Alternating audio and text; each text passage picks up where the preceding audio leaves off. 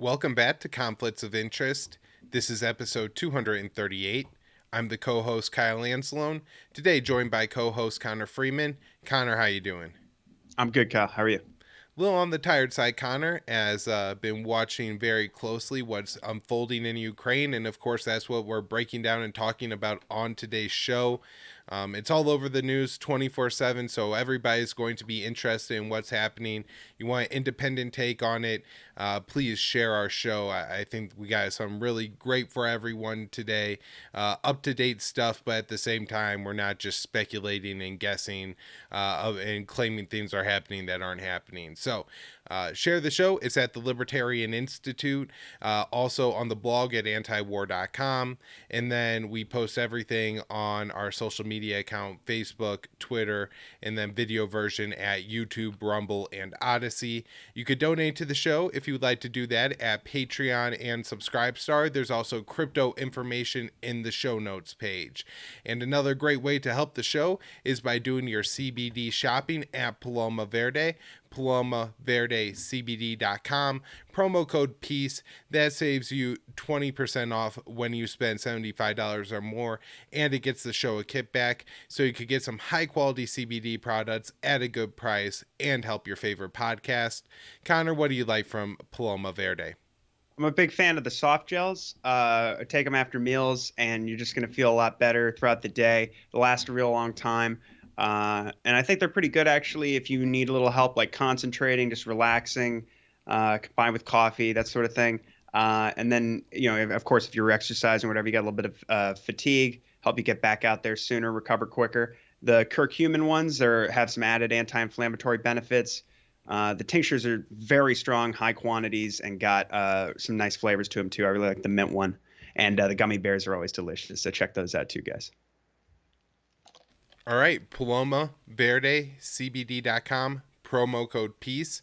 Connor, let's get into it. And I'm just going to do like a brief recap of the last show to start here with what's happened in the past week in Ukraine, where this was all, I guess, officially Ukraine a week ago. There was a lot of increased fighting around the separatist Donbass region of Ukraine, and that's made up of two regions, the Donetsk and Luhansk. And so there was a lot of increased fighting around there. People will probably remember seeing the video of a preschool with like a little hole in the wall and a whole bunch of Brits blown into the preschool and things like that. That got a lot of media attention. And there were reports of gas line explosions and car explosions in the separatist region, and trades of blame on both sides for starting the fighting. I don't think it's exactly clear still here, Connor, exactly who started the fighting. Both sides were definitely firing. And we could talk about, more later on who might have done what, when, why, and all that. But so that goes on for 2 days, and then at the end of last week, right, I think you have an official request from, or maybe at the beginning of this week, from the leader of the Donetsk region for recognition of independence from Putin in Russia, which Putin grants, and then announces that he would, I guess, put peacekeepers, what he was calling peacekeepers, just soldiers, right, into the Donbass region, and he got permission from his government for that. And I guess then the next big thing would be today, or I guess last night, would be Tuesday, probably Tuesday night in Ukraine to Wednesday morning, maybe the bombing started. Or do I have those dates Oh, right, Connor? Wednesday night. I think it's technically Thursday morning that it got Okay, yeah. started, but over there because of the time difference. Yep, exactly. Thursday morning. Thank you, Connor. The bombing starts, and so this is some number of sites were definitely hit in Ukraine. There's no doubt about it. We could see some, videos of some of the places hit, even from mainstream news networks and things like that. It's not exactly clear to me, Connor, how many strikes there have been. I've watched several different news channels, and almost all of them have different maps on what was hit. Some, saying that including cities in the far west of Ukraine, Lviv was hit, and this is of course where there at least was up until today, the U.S. diplomatic envoy in Ukraine, which I'm guessing is going to be withdrawn from the country completely now. But now I don't see that being the case. There's also reports that there's Russian troops that have rolled their tanks into Ukrainian cities. They've talked about the port of Odessa. They've talked about leaving through the Belarusian border, an area that's about 100 to 120 miles away from the capital city of Kiev. And so, there's a lot of, different reports of what's going on. Some of the footage is coming from places like CNN and Fox News, where there's like a CNN reporter that's embedded apparently on the ground with a contingent of Russian soldiers, or at least he says he's been there while they've been fighting the Ukrainian soldiers. I haven't seen any footage come out of anybody who was embedded with or on the with the Ukrainian soldiers. Have you seen that at all, Connor? No. I know the clip you're talking about too, when he was with the Russians over at the airport outside of Kiev, and he was talking about how he said that they had, I believe he said that they had battled recently with Ukrainian forces, and that now they were taking over the airport, and you see them kind of organizing themselves behind him, and he's like, I mean, from the looks of the camera, 10, 20 feet away, but it sounds like he had been speaking with them, and he was giving quotes from them, and yeah, I mean, but no, I haven't heard much. There's definitely been reports of them laying down, some Ukrainians like leaving their posts and laying down their arms and encouraging others to do so, which I guess Putin demanded as well, or put out a statement about that subsequent to or before the attack. Yeah. So I guess just a couple other notes on the whole. So there's a lot of reports that make it seem, Connor, that this is a full-on, full-scale invasion, and I think maybe people's memories go back to like 1990 or the Gulf War, right? Where the U.S. rolls into Iraq and chases them out of Kuwait and everything like that. I think that's what people are thinking, right? But it doesn't really seem to be that intense level of fighting on the ground. I haven't seen really any video of people shooting at other people on the ground. Certainly reports of missile and artillery fire. Certainly, different videos you could see of missiles hitting potentially airstrikes, alleged videos of Russian planes flying over Ukraine. Those I think are harder to identify and definitely say that they're happening. There are reports of casualties for the Ukrainian military. The numbers have like ranged from dozens. I've seen some sites report 40.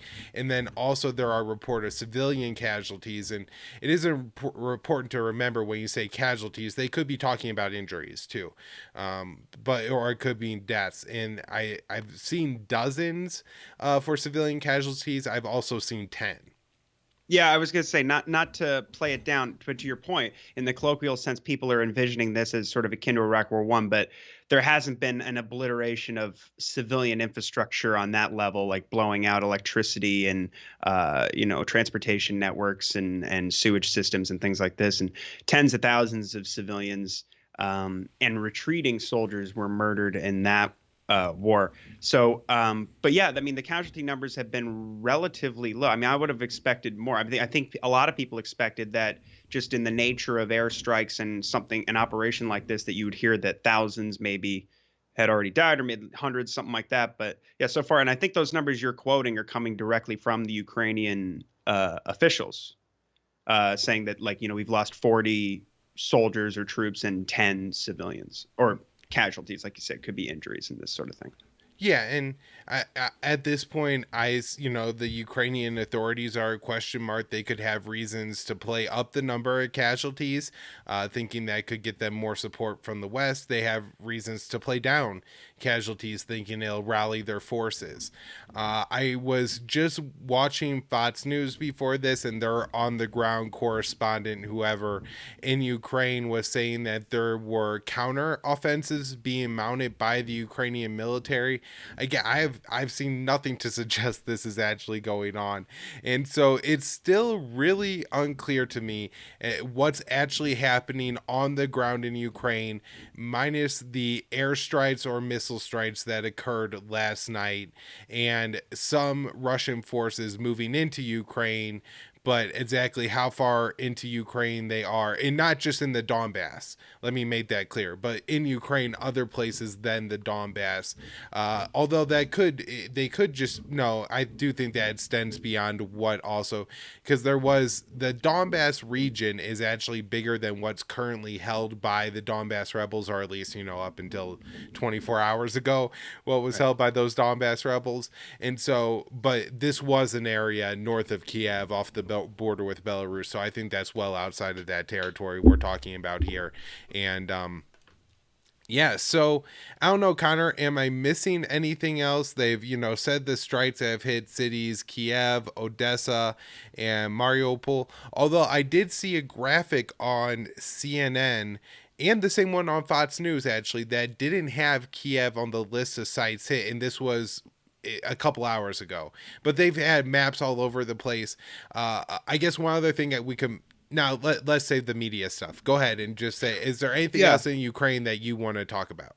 Well, yeah, I mean, so the Ukrainians have said that well, there've been claims that that 50 Russian soldiers were killed. I believe they said 50. That they had shot down a number of helicopters and a fighter jet. And these have all been denied by Russia officially, I think, by the Defense Ministry. And as far as can I just add, Connor, that Fox's on the ground reporter in Kiev did report that they had captured Russian soldiers. No idea if it's true or not. No evidence of it whatsoever, but just as we're talking about that. And I did see what appeared to be I don't want to say destroyed or shot down Russian helicopter, but there was a Russian helicopter on the ground with some damage. So maybe there's some evidence of that. But a lot of the footage that I've been seeing of alleged airstrikes or planes flying around seem really fake to me. And some people have ended up deleting tweets that they put out there because I think they came to that same conclusion. Yeah, there was a real plethora of all kinds of footage that was coming out last night, and there were retractions and even claims, like I said, by people who are saying thousands are dying and things like this. Now, the main reporting seems to be that Putin's that the operation is designed to, and apparently, according to a lot of reports, has accomplished. I don't know if you see anything contradicting this, but that for the most part, they have knocked out Ukraine's air defenses, their air force, their drones, their naval capacity, and that basically the Ukrainian government is denying that. Okay. Well, from what I also read, that if you look at Putin's speech, the issue here in particular is that he framed it as a defensive measure to protect the people of the breakaway republics or the provinces of the Donetsk People's Republic and the Lufthansa People's Republic, and that they had requested him to repel their violence. And there had been on Tuesday and Wednesday well over 1,000, I think on Tuesday close to 2,000 ceasefire violations recorded by the Organization for Security and Cooperation in Europe. And so now his raison d'etre here is to Joe Loria has a piece about this on Consortium News, that their purpose is he intends to destroy the Azov battalion and to destroy Right Sector and to bring the people who were involved in burning people alive, civilians in the trade union headquarters in Odessa in 2014 to justice, and that he intends to demilitarize and denazify the country, which is interesting because can I just add on that? I was wondering when I heard that line by Putin if that's what the U.S. was referring to about the people because the U.S. alleged, I think in like middle of last week, that one of the reasons they couldn't allow Russian invasion was because Putin had a list of people he was going to target, and I certainly wonder Yeah. if this was those people. Yeah, I think that's the case, and it sounds like he's I mean, the idea is that he's going in there to, like I said, denazify. Now, see, that's the thing. I keep seeing some reports don't include the term denazify, and what they are saying instead is that he's explicitly calling us for regime change and decapitation in Kiev. Now, there's a difference between, I suppose, saying a decapitation strike, moving in from Belarus and going into Kiev, and actually saying you're going to overthrow the government and take out Zelensky and replace him with, like they're all saying, a Russian puppet. And it's really kind of nuts to see on Fox News earlier today. I don't remember his name, but one of their mainstream reporters who's just supposed to give you the news goes, well, the Ukrainian people at that point would have to take it upon themselves like they did in the Orange Revolution to overturn that, and like that was another NED coup, and he goes, roll back the clock to before Maidan. So the idea is they paint Yanukovych as like a Russian puppet, and so they were liberated under that system by they don't talk about it like this, but the coup in 2014, and now they're saying he wants to do the same thing.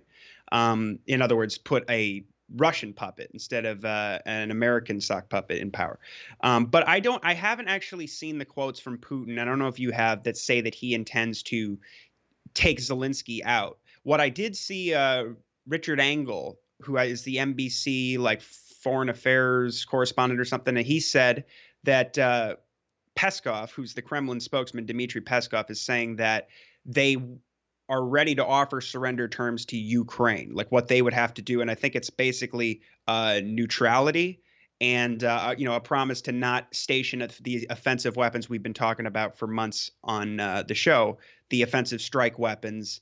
And I mean, at this point, he may ask for even more concessions beyond the things that like NATO has armed them with for years, but especially in the midst of this crisis. I mean, they poured, as Biden's so proud to point out, $650 million worth of weapons that were being measured by the tonnage. So, but as far as I know, when he says those offensive weapons, he's talking about, the ABM / Tomahawk MK41 I do launchers. wonder though if maybe he's taking that a little bit further now and is just talking about in general NATO weapons in Ukraine.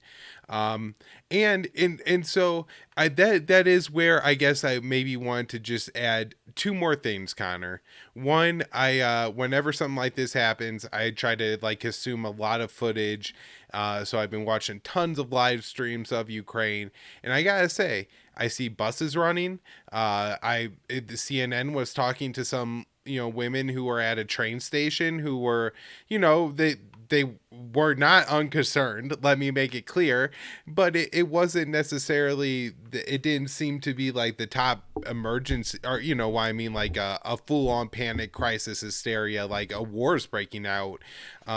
It's just it doesn't seem to have the same temperature as other conflicts where I've seen this similar type of footage, even like Turkey during like the 2016 coup or something like that. There were far more videos of violence occurring than there is here, and so it's kind of curious how it doesn't. It almost seems to be a bigger deal in the West still than it is in Ukraine. Now, obviously, that's somewhat untrue because Putin did absolutely drop some missiles and bombs on Ukraine, but to some extent it does seem that there's some matter of people going about their business, like somebody whose job it is to drive the bus is not concerned enough with the invasion that they're trying to like flee the country, that they're still driving the bus, right, or like the trains and things like that.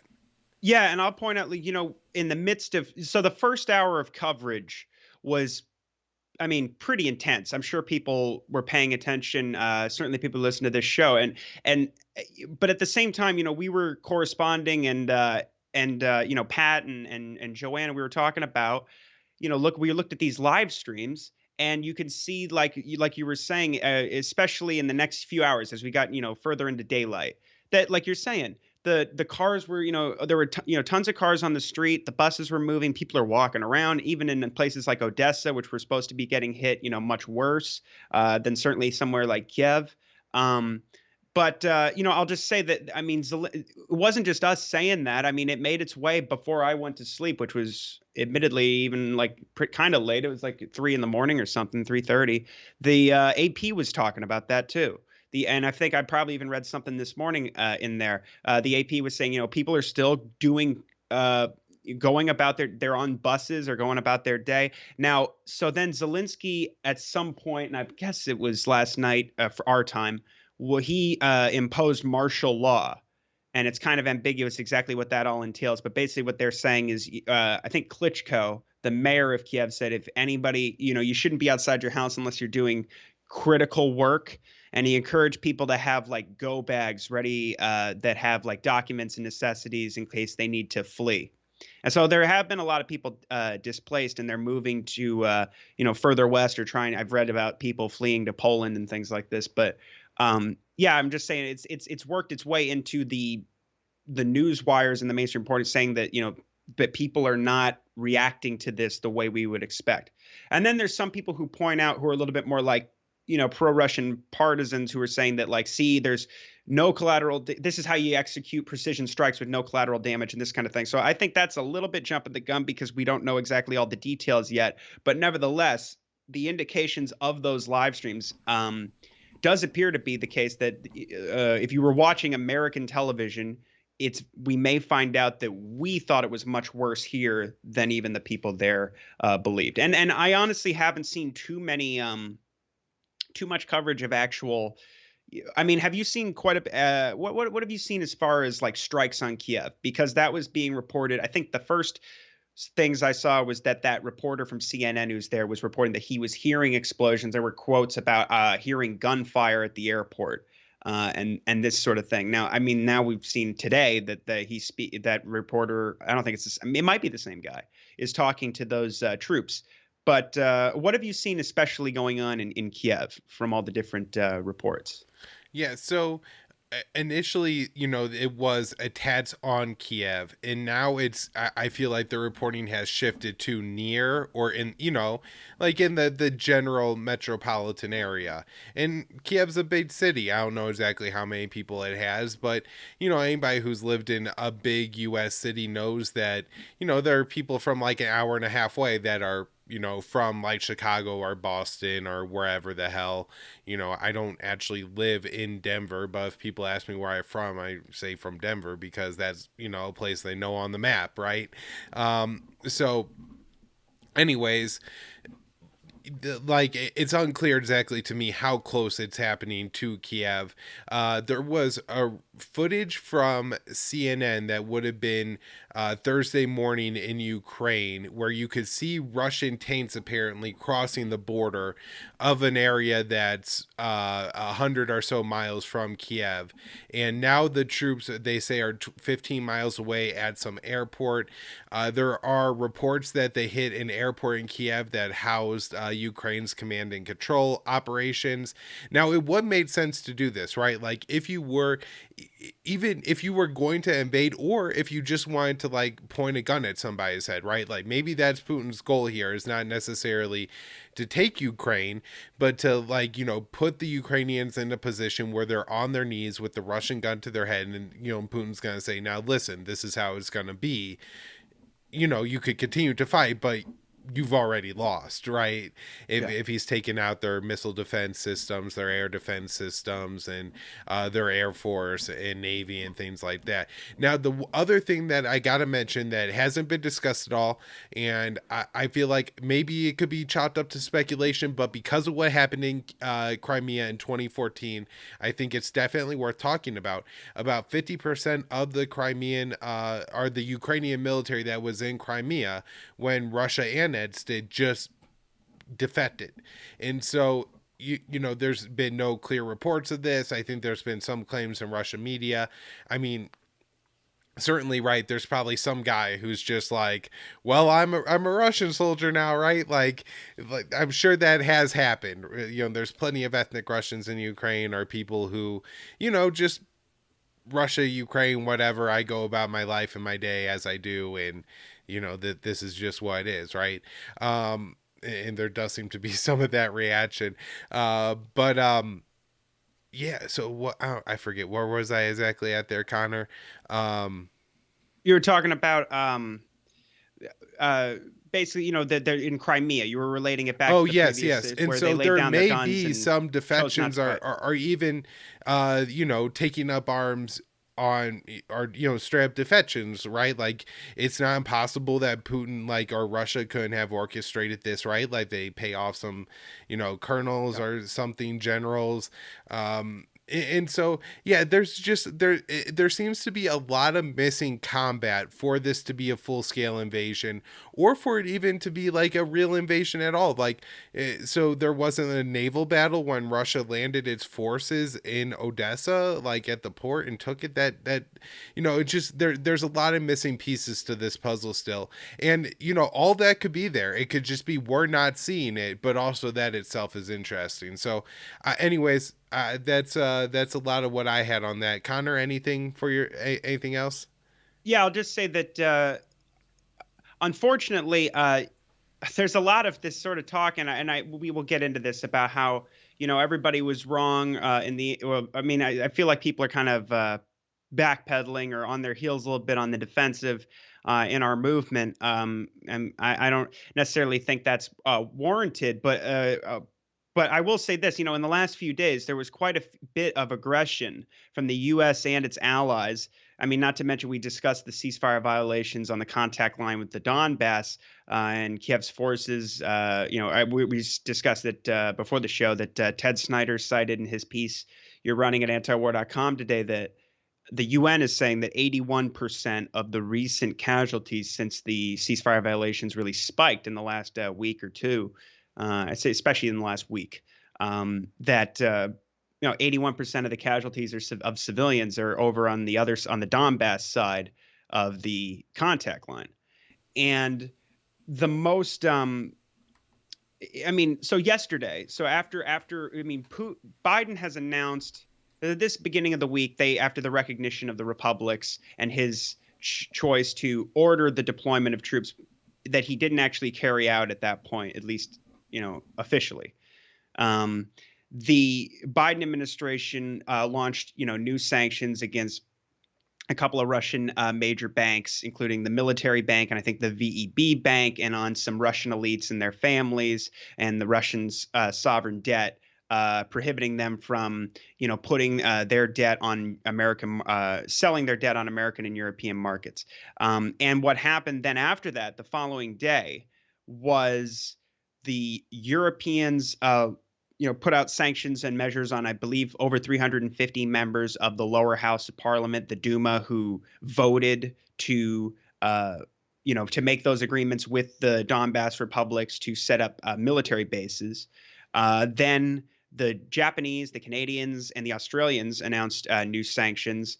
The Americans decided to send 800 troops to Latvia, Lithuania, and Estonia, and like 30 Apache helicopters, and I believe 8 or 9 F-35s as well. So there's been, and a dozen of those, or no, maybe 10 of those Apache helicopters went to Poland, and the rest of all of that went to the Baltic states of, Latvia, Lithuania, and Estonia. But anyway, there's that. That was, it's important to note because, I mean, Putin's whole thing. I mean, we can act like, oh, we were wrong when we played it. People say like we played it down, this sort of thing. But I think the overall premise was that if the U.S. stayed on the path that it was going, notably, Blinken called off his talks with Lavrov and said they've already done this invasion, or it's the beginning of an invasion. And so I at that point by Monday was assuming that all the talks about arms control and missile placement and the things that had appeared, at least with the various written responses to Russia's December security proposals and all this kind of hope we had that there was things going on behind the scenes with cooler heads about, restoring INF and things like this, that all went out the window. And then the French foreign minister said that he was not going to talk to Sergei Lavrov on Friday. And then now actually Psaki was saying, and then Biden reiterated again just now in his speech, that he has no intention of talking to Putin. So now they're launching all these additional sanctions on myriad Russian banks and cutting them off from all kinds of. They haven't done the SWIIFT sanctions, but it's still very heavy, and it just appears that, I mean, I haven't heard anybody mention the word diplomacy, and Biden reiterated that he won't be talking to Putin. So it's unfortunate that it seems to me that no doubt those missiles fell from Russian planes, and this is a Russian invasion of Ukraine. But the entire context, even in the short term, cannot be left out. I mean, we really did refuse to negotiate with Russia on their key demands, which they made very clear for 4 months, included. And I think you were pointing out this whole time, actually, that as much as people wanted to downplay, he doesn't really mean he wants a written agreement that Ukraine won't be in NATO. That has, in fact, been known, especially to the American administrations and our current CIA director. The "niet" means "niet" interaction with Sergei Lavrov in 2008, that this is absolutely an existential issue for Russia, and this is the red line, and we have crossed it. In fact, I think that's exactly what Putin, I'm paraphrasing, but that whole "we have crossed that red line at this point, and that we told you so," that point was made emphatically in Putin's something like hour-long 3,500 word speech that he gave when this operation was announced. Yeah, so I guess a couple things there, and I think you do make a very good point that I don't, while I guess if you would ask me a week ago, is there going to be a Russian invasion of Ukraine, I would have said probably not. And that's, kind of where we have been on the show for quite some time. But we have presented the case this entire time. And especially going back to October, we've really covered Ted Galen Carpenter's argument that the U.S. was making Ukraine a de facto NATO member. And while Joe Biden was not actually going to, make Ukraine a NATO member, they were essentially doing all the things that you do when a country is a NATO member. You arm them, you say you're going to defend their territorial integrity and all of that. And that went all the way up until this week. Even, this week they were saying we're going to defend Ukraine's territorial integrity. Well, they're not actually going to do that, but saying that actually does mean some things to some people, right? And so as we were saying, that, there's a real chance that Putin views what the U.S. is doing in Ukraine as basically playing a game, doing everything they can to delay the U.S. and or not, I mean, that the U.S. was doing everything they can to just appease Russia and everything while they made them essential de facto NATO members. And, we do know that the Ukrainians were like asking for the Iron Dome from Israel and things like that now. So there's a lot of serious stuff going on here, Connor. And, the whole time we had talked about how serious what the U.S. was doing was. Now, I think, maybe where, me and you could look and say like, oh, what we should have estimated was actually happening a little bit more was that, Putin was ready to take aggression. And, because this is going to be very costly for Russia, not in the way that Biden is saying it with sanctions only, because,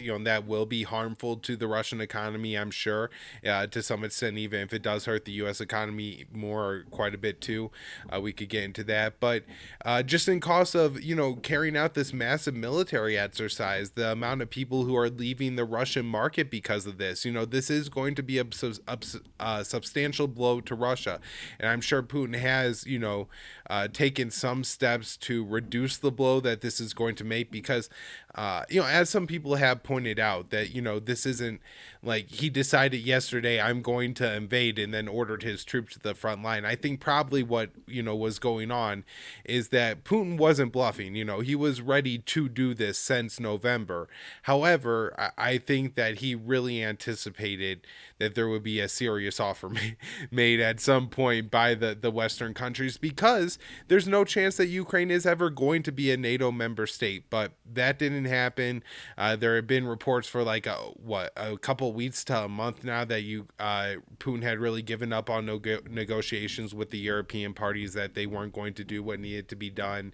And so, yeah, it does seem like that played out that way. And again, even if you was a week ago, I wasn't sure there's going to be evasion. In the sense, we were right going back of what this policy was going to create and what was going to happen here. Maybe the timing, not exactly, but yeah. And I just don't want to make it, change it and say like I was right about everything. And that's not the point of this show either. I've always acknowledged like, hey, I thought Biden was going to save the JCPOA, the Iran nuclear deal, which might die anytime. I thought he was actually going to botch the negotiations on New START and the Afghan withdrawal. And I've said that plenty of times on the show. I don't think people come to this show to know exactly why I think. They want to know all the perspectives that, we could present. And that's what we do that's so much different from the mainstream media. Connor, anything else on that I'm missing?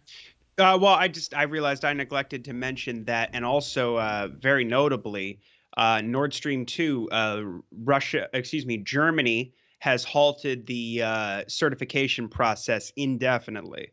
And then Biden yesterday, I believe, imposed sanctions on which he had previously refused to do.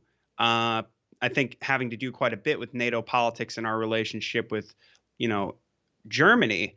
They've now sanctioned the owner, Nord Stream 2 AG, and its CEO and some corporate officers. So, yeah, I mean, that's a major escalation, too. I mean, a lot of people in the anti-war movement have pointed out that pipeline, which was worked on for many years, and as 11, there's $11 billion invested in it, and Germany is in many ways dependent, or it was going to be there.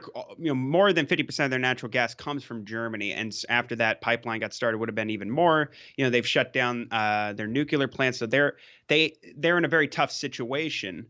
And Europe, takes about 30-some% of its natural gas from Russia as well. So now this was a very, very serious step in making relations with Europe, Russia-European relations, in a much worse state than they needed to be. And there was a lot of pressure on Olaf Scholz to do this, and unfortunately, it appears that I don't see that changing anytime soon. I think the Russians initially sounded a little bit optimistic, but like you said, before he announced the recognition of the Donbass republics, he apparently had spoken to both Macron and Scholz, and apparently came to the conclusion that was a lost cause for the apparently it's pretty obvious now that that's how he feels, that they were not going to be able to, even if they wanted to get Kiev to abide by the Minsk II agreements, with which would have, frankly, in addition to Ukrainian neutrality, would have resolved this for the almost, for the most part anyway. I mean, it would have demilitarized the Donbass. There would have been regional autonomy there, and they would have been holding elections. And obviously the ceasefire, I think, would have vastly improved at that point. But there's so many political, there's political inertia and just hawkish institutional problems and aggression, both within Ukraine and in NATO and in the United States, that would have refused to move that along. And also, again, I think Putin was obviously under pressure from the hardliners in his government, because, as we've learned from Ray McGovern, his military was very enthusiastic. The hardliners in his military and his advisors were very unenthusiastic from the very beginning that his attempts at negotiations,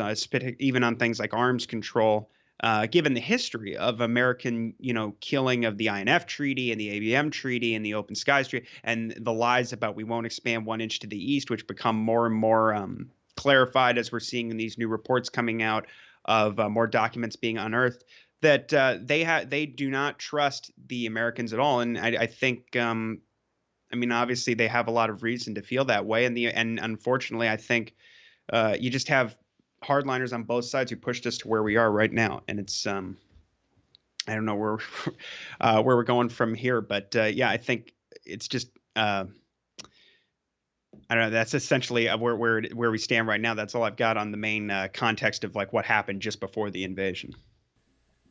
So I just want to add one more thing on the apparent surrender offer from Putin. Now, if he really did just go in, take out Ukraine's command and control centers, their air defenses, and basically, again, made the country unable to defend itself against a Russian attack, and then offered surrender in exchange for neutrality, meaning that they will never join NATO, and essentially, I think, a demilitarized Ukraine, or to some extent, right? Like maybe they have a military still, but certainly not one built by the West. And if he if that is the thing, I'm not, trying to endorse what Putin is doing. I'm not, want to be one of these people that's like, oh, this wasn't that bad or anything. But it is a little bit more in line with some of, I think, people's views of Putin as somebody who will, respond to what he views as aggression against his country, but at the same time will not take it to the ultimate level, right? Like he seized the Crimean Peninsula in 2014. He recognized the independence of South Ossetia. He's backed Assad, but he hasn't gone to war against the Americans in Syria. He didn't take all of Ukraine, even the Donbass in 2014. He could have fought a whole war in Georgia and taken that whole country if he had wanted to in 2008 and didn't, right? And so, I don't know, maybe that is a little bit more in line, but we will, I guess we will see how that all plays out. Connor, I guess let's talk about Biden's speech here, which he gave today right before we started recording. Of course, he was like an hour and a half late. And I don't think he said anything all that surprising or interesting or that big of a deal. I guess, do you have like a general sense of the speech before we start, giving our individual thoughts? I honestly wish I had a transcript to get to know more details about the additional sanctions that were mentioned. One of the main things that stuck out to me was that he said, because he was questioned after he gave the speech by some hawkish reporters, frankly, who were, really like, why wouldn't you announce that they would be banned from SWIFT? And, why hold back now? What are you waiting for him to do? And he indicated in his answer that Europe is not behind that decision, at least at the moment. So then he tried to play up how his sanctions in lieu of that are just as effective. And then he's like, if not more effective. Now, again, as I said, that he makes no mention of this. They're basically saying that we're going to continue to do what we've been doing. And now they're talking about activating there's a lot of NATO jargon, but like the response team and earlier the defense stance. And we're meeting, Austin's talking to Stoltenberg. And we've been hearing about this stuff for a week now, I believe, about this. We're going to get new battle groups in Central, Eastern and Southeastern Europe and all this. But it does seem like they're just going to continue to do what they do, which is to launch harsher and harsher sanctions. He's talking about sending more reinforcements to Eastern Europe. He did emphatically state that they will not again send American troops to Ukraine, which I think is really important because, unfortunately, I think a lot of the opposition to this crisis from even libertarians and particularly the right has been kind of over something that's not on the table. Yeah, they think they're like heroes This of is the so anti-war movement. important. Yes, Because absolutely. they go, no, our boys shouldn't die, and this isn't our concern, and we don't care about the borders and all this stuff. And I'm like, well, first of all, you have to care because now everybody cares, but this is why we cared in the first place, because we got here because of 30 years of NATO expansion, because of a Nazi coup in 2014, because all these arms treaties have been ripped up, because we were arming this army and these, frankly, Nazi security forces with all kinds of high-tech, cutting-edge weaponry, is actually the phrase that Putin used, referring actually, he was referring to all the arms we put on their border in the Baltic states. So, these things all matter. But the idea that they were ever going to send U.S. troops to defend Ukraine was never on the table. And that's been made clear by Biden. That's been made clear by NATO, that this is all about, obviously, Article 5. Now, Biden did say that if he makes any further incursions into, Poland or the Baltic states or any other NATO states, he did say, absolutely would be involved. That's Article 5. But I mean, people did kind of drop the ball pretty badly here because I almost got the sense that, like, if they had come out and explicitly told the American people in the run up to the dirty war in Syria that, like, because the American people said no to that. They said no to an Iraq War II style invasion and overthrow in Damascus by Obama, and that was great. But imagine if they had already publicly said, or we're going to just arm a bunch of Al Qaeda jihadists and attempt to overthrow Damascus that way. And, we're going to train them to kill Syrians and to kill Shiites and to kill Alawites and Druze. What if they said that? I mean, would the American people still have just been? I mean, because they did make it blatantly obvious. There's all these reports in Yahoo, the one in not Yahoo News that you did a whole show on, and I wrote up in my article. The reports in the New York Times saying we're what we did in Afghanistan in the '80s, which killed 1 million people, by the way. We're going to make that look like kids stuff or make it look puny by comparison. They said that Milley and Austin were telling their Russian counterparts that, yeah, if this happens, we're going to launch an insurgency that's going to be bloody and costly, and the CIA will back it covertly, and the Pentagon will back it overtly. And look at the quotes from Evelyn Farkas and all these other hawks. But unfortunately, people were not opposing this proxy war, which was that is the existential threat. I mean, and if he is trying to demilitarize Ukraine, it's not because he fears he's going to have to fight U.S. troops in Ukraine. It's because they were preparing them for a war that, as you've reported repeatedly, Sullivan described as, this could be, what did he call it, a strategic victory? If we could drag them into bleed them in this proxy war with this insurgency?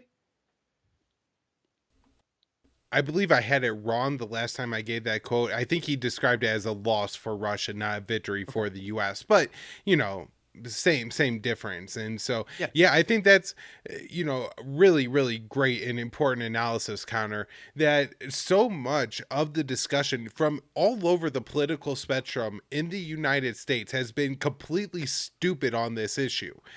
Josh Hawley is one of the few people that actually seems to understand in the United States that defending Ukraine is off the table, that we're not going to war, and that what we should do is just say we're not going to war. And that's the way he wants to resolve the whole thing, is just, to say what the reality is, that the United States will not be going to war in Ukraine. Joe Biden knows that, everybody knows that there's no way you could win a war in Ukraine, right? It's right next to Russia. You would have to go to war with Russia if you want to go to war in Ukraine, right? There's no other way to do it.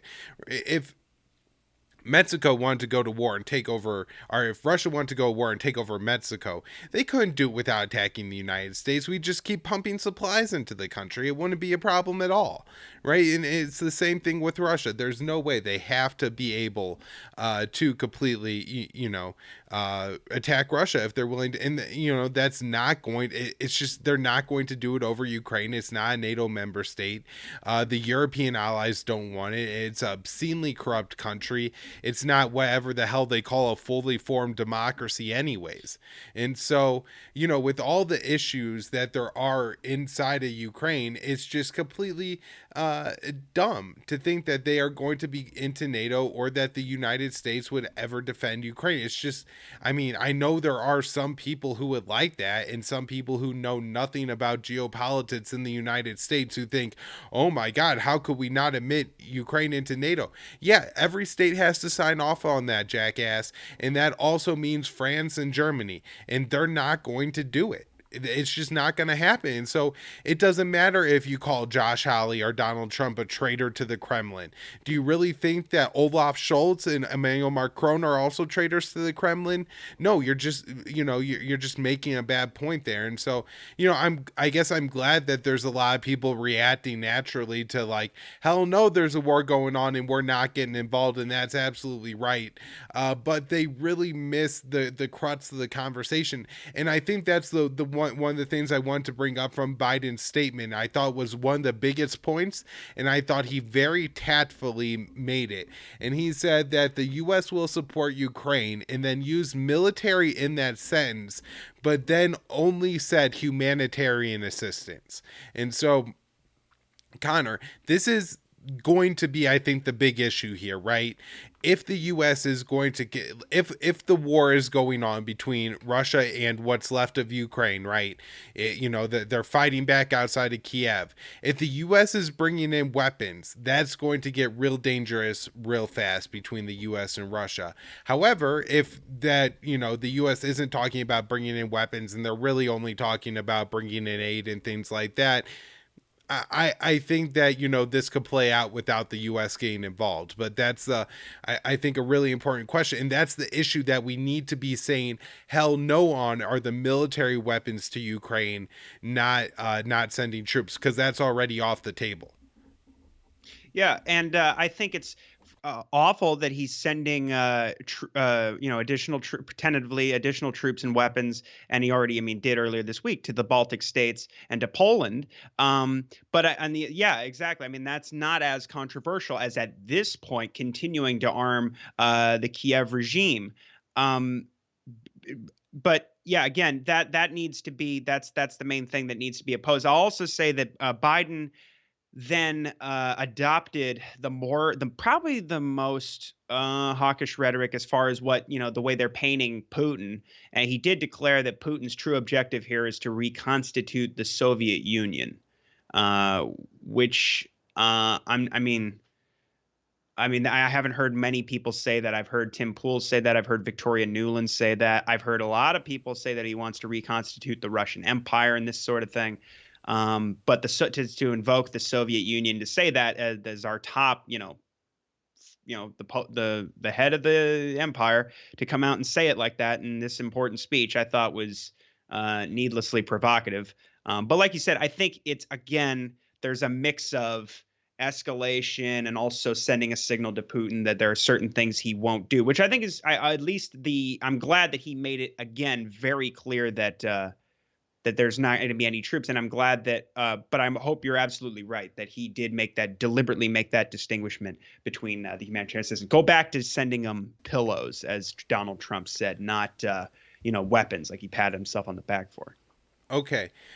So I did want to mention this, that the Fox News reporter in Kiev said that the Ukrainian government was already depleted of weapons that the U.S. had given them.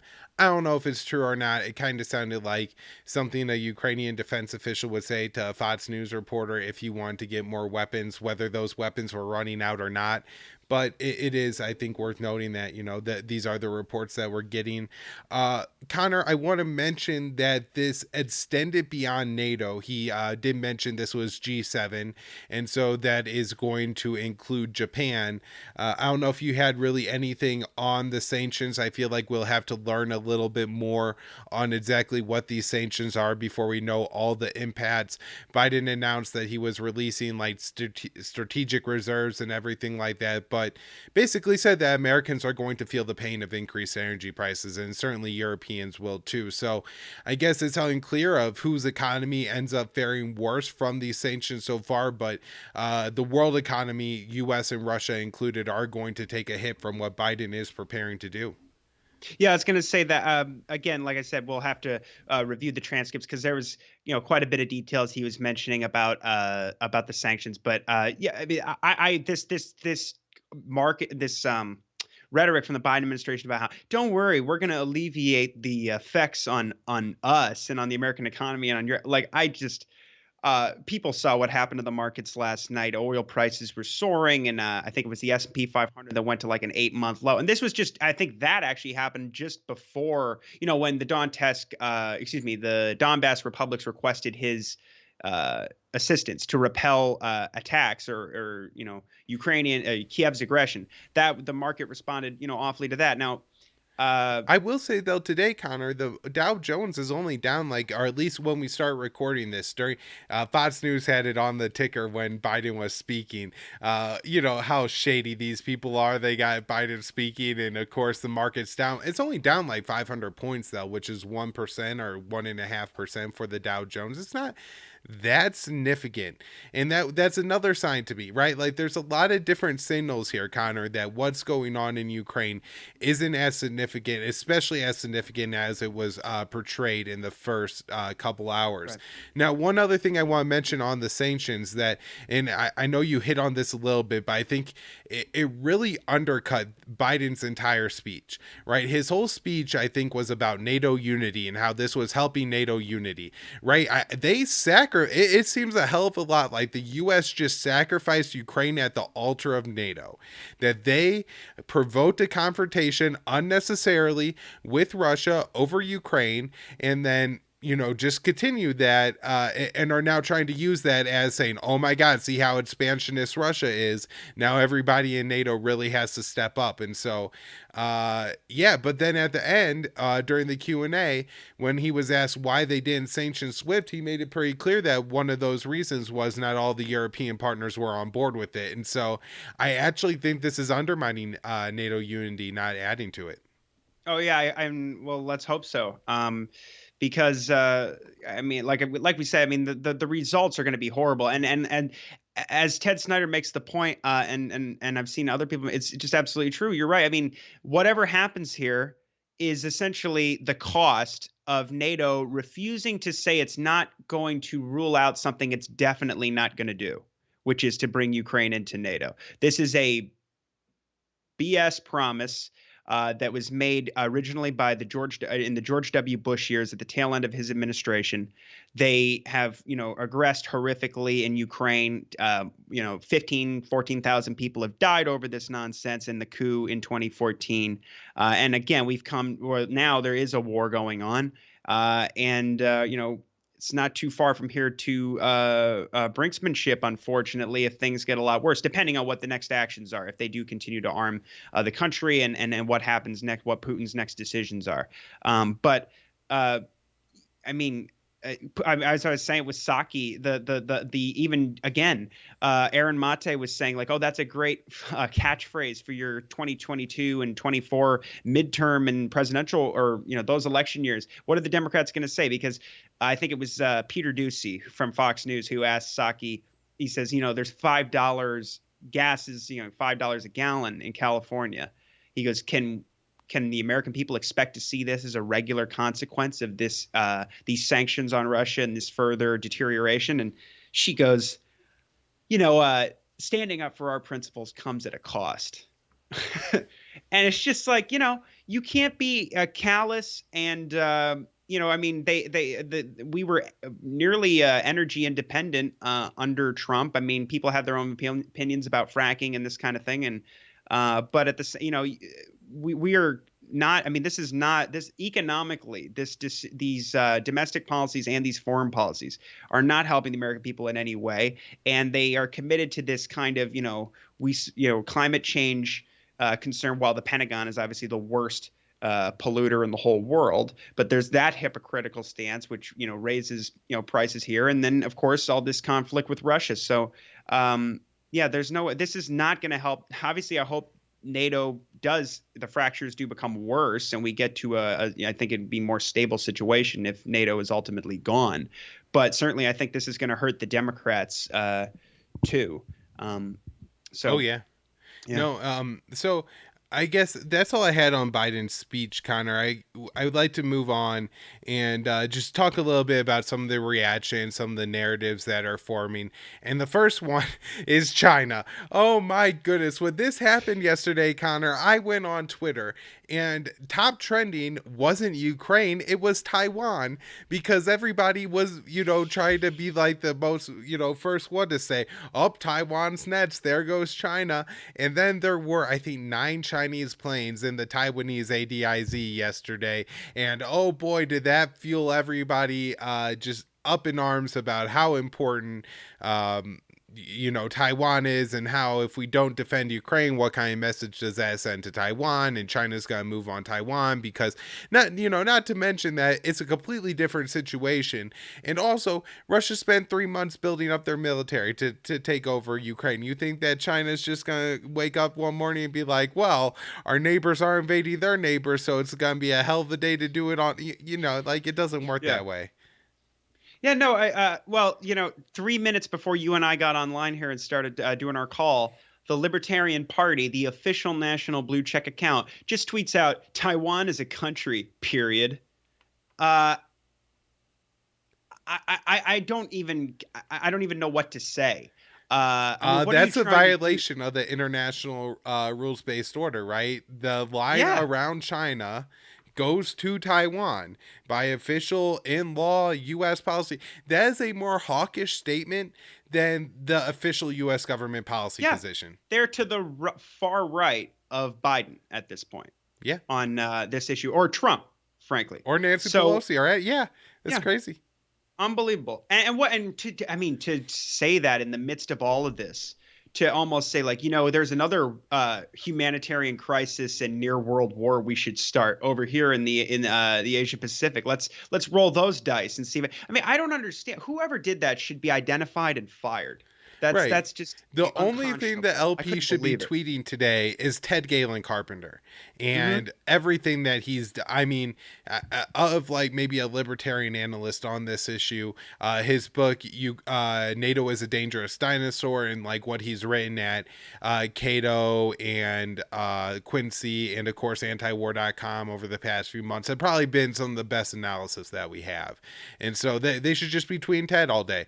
Yeah, But he had the great obviously one that's not yesterday about happening. the insurgency we were just talking about and the danger of it. Yep. And that's what the Libertarian Party should be opposing right now. And they should have been doing that the whole time. But instead, they're talking about another essentially proxy war they'd like to start. Because again, we have CIA paramilitaries and special operations still on the ground in Ukraine, so far as we know, anyway.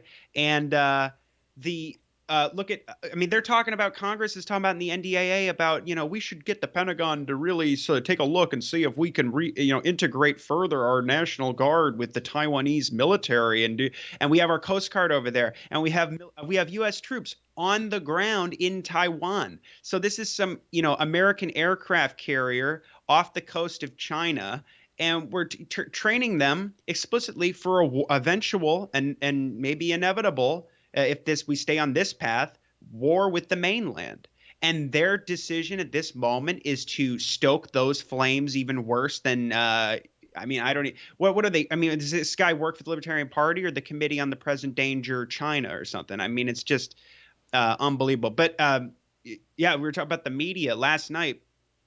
I flipped on Fox News when this all went down, and Laura Ingraham was talking to Glenn Greenwald, and she goes, so how is this, Sarah, all this working out for our international rules based order people now, Glenn? And Glenn Greenwald goes, yeah, well, and he starts talking, and she goes, oh wait, Glenn, I wouldn't cut you off ordinarily, but I've got the former president of the United States on the line. So she sweeps aside Glenn Greenwald, and Donald Trump gets on there, and the first thing he says is, this wouldn't have happened on my watch. It wouldn't have happened. I'll tell you, it didn't happen for 4 years, and maybe one day I'll explain to you why it didn't happen, but it didn't happen on my watch. And he blames the weakness Biden showed in Afghanistan for Putin's move. It So was fantastic.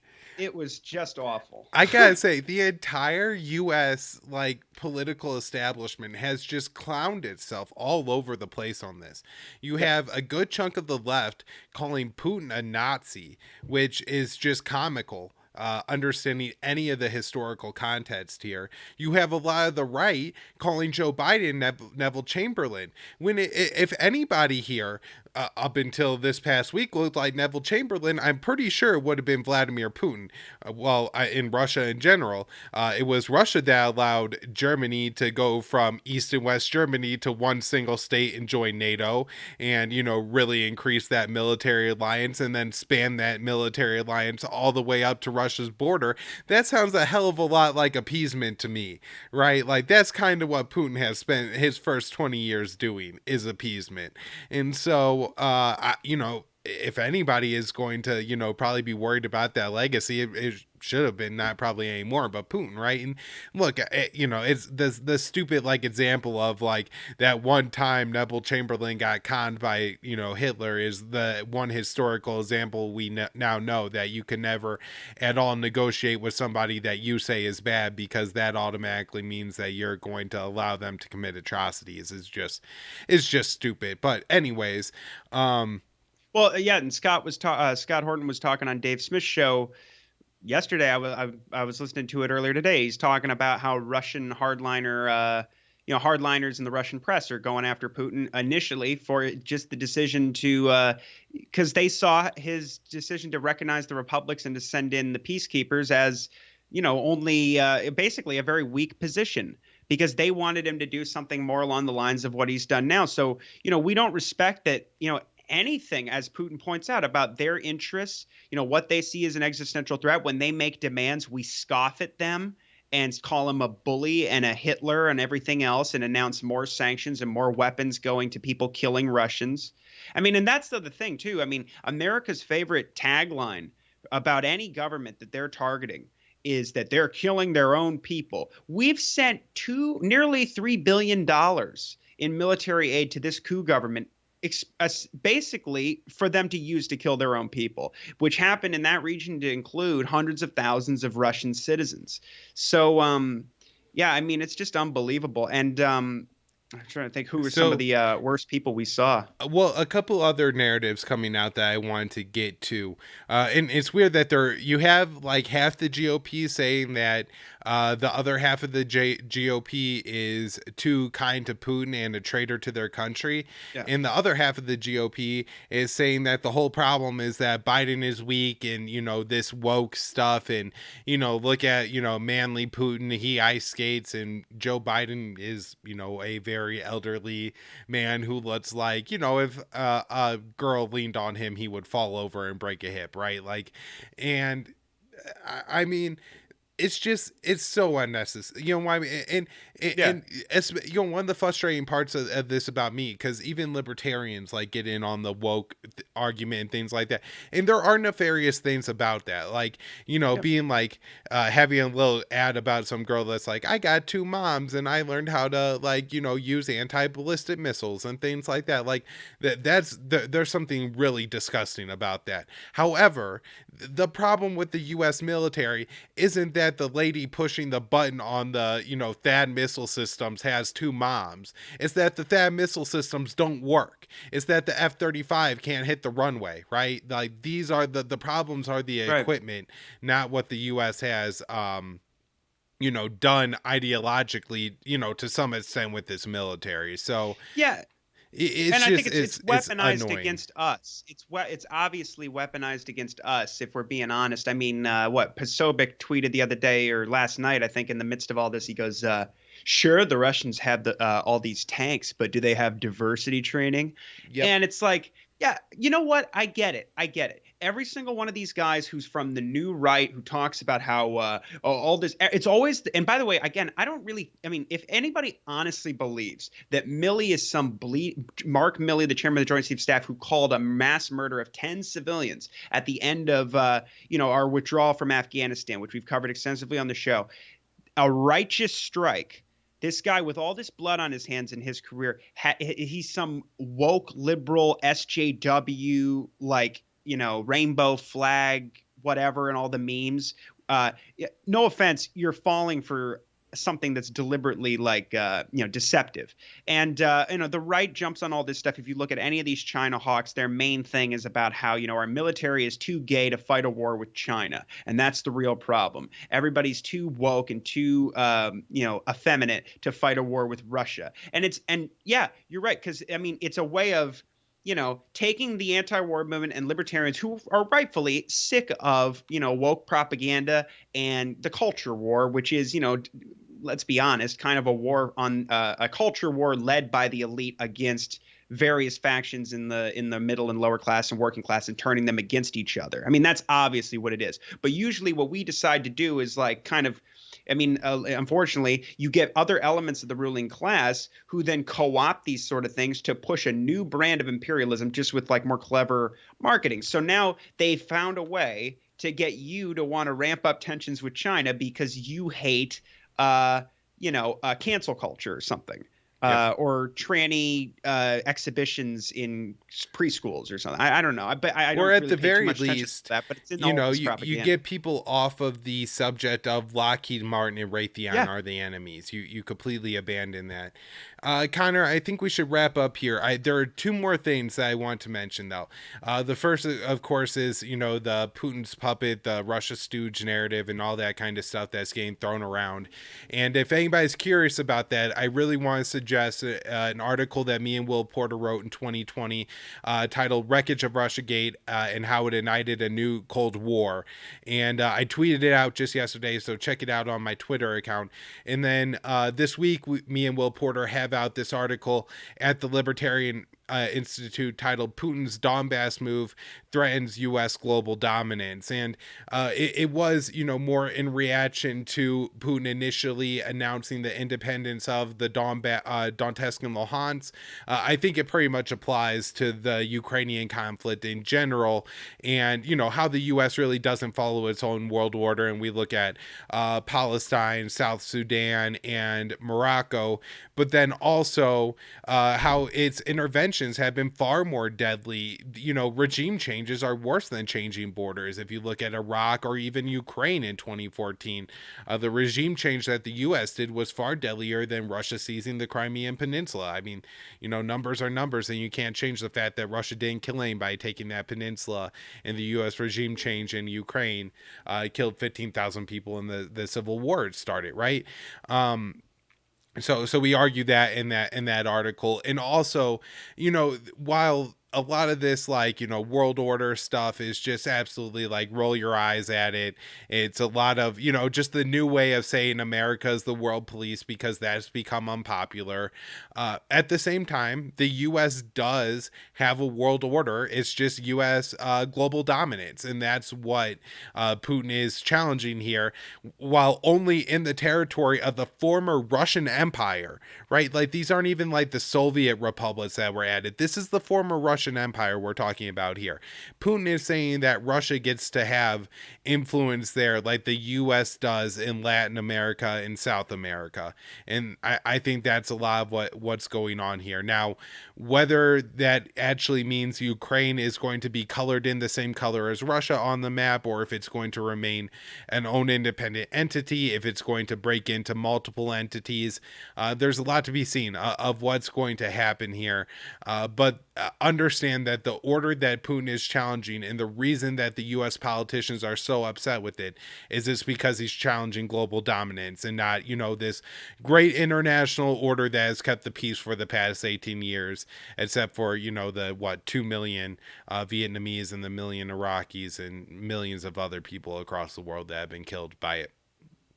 Yeah, and I'll just say people should read Joe Loria's piece at Consortium News, where he lays out all the quotes from Putin's speech, which he said is essentially being not even covered for the most part. I mean, he provides extensive block quotes in his article, but actually, to be honest, it was just dismissed, or he was mocked by it for that. Well, yeah, Putin speech. I think a lot of Biden people called it said, unhinged and things like that. Right. And if you read it, he's talking about the war in Kosovo. He's talking about the bombing of Belgrade, and he's talking about Libya and Syria and Iraq. And he's talking about all the damage. He's talking about the refugee crisis and the way it afflicted Europe. He's talking about turning Libya into a failed state. And he's saying how all of this is against international law.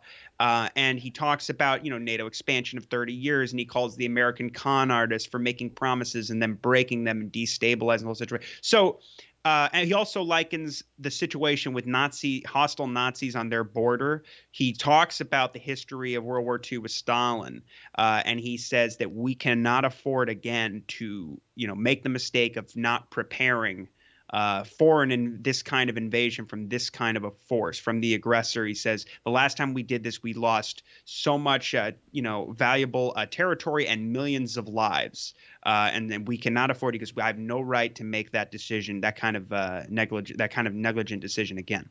So, and of course, everybody knew this who's opposed this from the beginning, that the idea of stationing armed Nazis on their border like this, killing Russians by the thousands, Russian citizens and ethnic Russians, was always evoking that history where, you're talking about nearly 30 million Russians who died the last time this kind of a thing happened. And so, but I'll just say he pointed all that out. Now, Biden, last thing, when he said, to your point with the unhinged thing, he goes, because the guy says, did you think, you called him a worthy adversary? You still stand by that? And Biden goes, I said he's an adversary. And I said he was worthy, da da da da da. I forget what. And then he goes, now, did you see his speech? And he goes, he's calling to bring back the Soviet Union, to reconstitute the Soviet Union. So that's where that came from. So he completely, yeah. If you read the speech, there's nothing like that. Um, Oh, quite kind of. frankly. There's just before we wrap up, there's one more thing I want to say because there's a lot. So as much as there were like some people with our in our circle saying like, I underestimated or I didn't predict what Putin was going to do and everything like that. There are a lot of hots in the administration included taking credit for getting this all right, and they have made a lot of predictions over the past Yeah. 3 months, and 90% of them have been wrong. Now, ultimately, yeah, Putin does, go in, and that is something like to like, really think about and consider. And, but at the same time, there were people within the anti-war, circles generally, the restrainers, Douglas McGregor and etc., who, Scott Ritter, who did see this coming and things like that. So, and we had talked about that the whole time and everything. But, yeah, just the point I want to make is, they were claiming that there was going to be a false flag, that there was going to be a fake video. Those things didn't happen. And so I don't think there's like any They're claiming that they did. They're claiming that his argument that he went in there to protect the Donbass regions and they had requested for help. They're framing that, some are, as well. That was the false flag, wasn't it? But again, as you said, they put out all those intelligence warnings and things, which was openly admitted to be propaganda. Greenwald tweeted out that video of the former MI6 chief on some Atlantic Council, Eurasia Center, some such thing, live stream or whatever, or he goes, actually these are not like the real intelligence gems. He goes, this is part of an information war, and we're not going to let Putin just wage an information war against us. We're going to go on the offensive against him, and that kind of thing. But again, they kept calling it that it was going to happen, and then they did literally everything they could to ensure that it was inevitable. right. They even called off all the talks. Yep. I'm not taking a position on what Putin did. I'm saying that he the Americans did not do anything to stop this from happening. And that's really the problem. They did everything they could, especially in the long term and even in the short term, which I think is so important. They did everything in these last 4 months to make what happened last night happen. Mm-hmm. And yeah, you do wonder long term when we find out here, especially as this plays out, right? If let's say this ends up being a quagmire for Putin in Russia, if this in any way ends up being a negative for Russia, right? Do you think that Jade Sullivan and Victoria Nuland might come out and be like, yeah, we got him again, just like we did in Afghanistan? Like there may have been some of that going on here. And so, I'm not saying that Putin is blameless because, certainly he can't be stupid enough to be goaded by Victoria Nuland into doing something like this and carrying out the level of violence that he has. He seems to have started a war, right? At least, assuming that what, we kind of think is the case of what's going to, happen here, it seems like he started a war and a lot of people could die in that war. And that is serious. And, that is something that he did do. However, there's a lot of complicated things that happen anytime, you have this level of violence, and there were a lot of off ramps before this, yeah. Would have had to happen.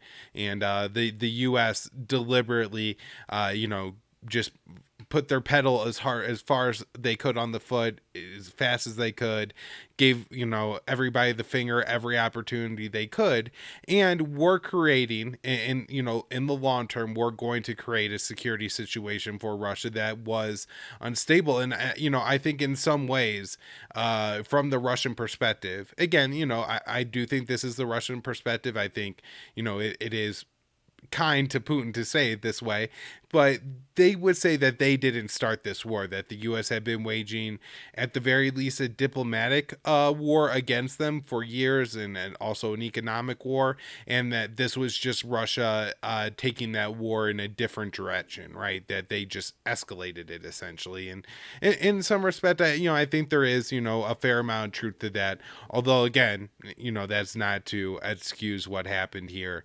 And probably an action that's going to kill some people. Although, you know, in the long run, it may not be the bloodiest conflict ever seen, and it may be that that, you know, once some of the details come out, some of the hysteria in the mainstream media wears off, that the landscape here starts to become a little bit more clear, that it wasn't quite as much of a full scale invasion as I've been seeing it called all day, as they claim.